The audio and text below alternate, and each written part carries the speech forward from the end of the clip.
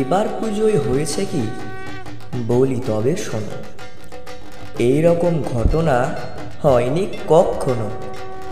অসুর এসেছে মর্তে লাল জামা প্যান্ট পরে। তাই না দেখে ষাঁড় বাবাজি বিরাট রাগ করে।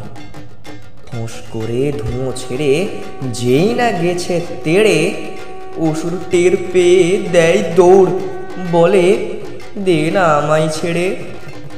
অসুরের তো জানা নেই ষাঁড় কি দেখে যে খেপে, সেই জন্য পালায় সে বাইকের ওপর চেপে।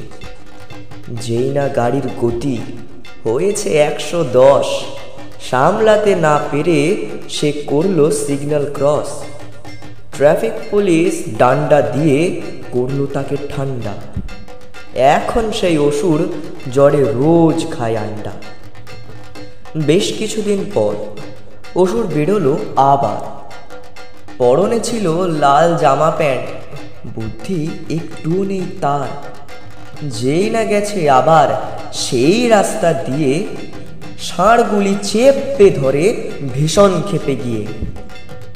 ঘুঁতিয়ে ঘুঁতিয়ে ষাঁড়েরা তার হাল করল টাইট।